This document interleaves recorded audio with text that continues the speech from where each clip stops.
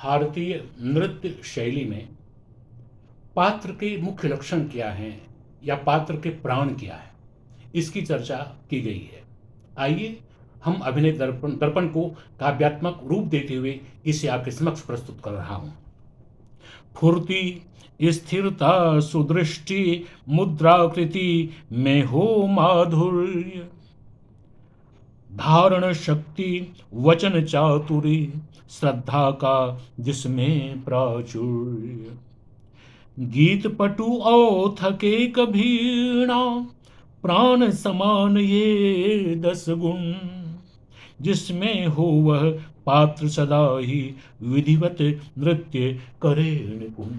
कहा गया है जिसमें फुर्ती हो यानी चंचलता हो, स्थिरता हो यानी धैर्य हो, मुद्राकृति में माधुर्य टपकता हो, अर्थात मुद्राओं के प्रयोग वह नटन कार्य में बड़े ही सावधानी से के साथ करें, अभिनय को ध्यान में रखते हुए, और उसमें उसकी मधुरता बनी रहे। इसके साथ ही धारण शक्ति, जिस अभिनय के चरित्र को वह जीवंत कर रहे हैं उसमें निपुणता होनी चाहिए, उस अभिनय में वह जिए। और इसके साथ ही वचन चातुरी, वाक्पटु होना चाहिए।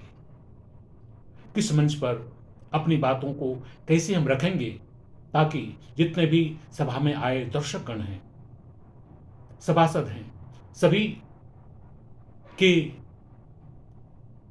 प्राण प्रिय लगें, यानी सबों को अपनी ओर से सम्मोहित करने का प्रयास करें अपने वाहन शब्दों के द्वारा।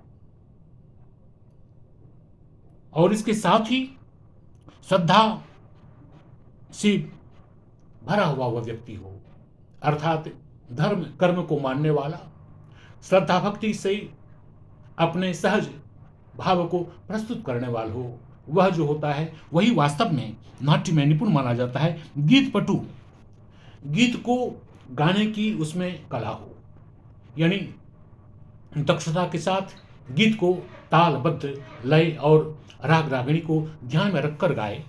इसके साथ ही वह कभी उसके चेहरे पर कभी थकान नहीं आए, जो भी प्रस्तुति वो दे रहे हों उसमें कहीं भी जरा सा शिकन नहीं हो, हमेशा हास्य मुखों से अपने आप को प्रस्तुत करे, अर्थात लावण्यता, कोमलता और वाणी के माधुर्य को कभी नहीं त्यागे। इसके साथ ही जिसमें ये सारे गुण हैं पात्र में, वाकई वह नृत्य में निपुण माना जाता है और उसके नृत्य की प्रस्तुति वाकई प्रभावी होती है, अर्थात दर्शकों को अपनी ओर आकर्षित कर सकता है। यह पात्र के प्राण माने गए हैं। हम सभी इसका अनुसरण करें तो कला के क्षेत्र में अपने आप को निश्चित रूप से स्थापित कर पाएंगे। जय श्री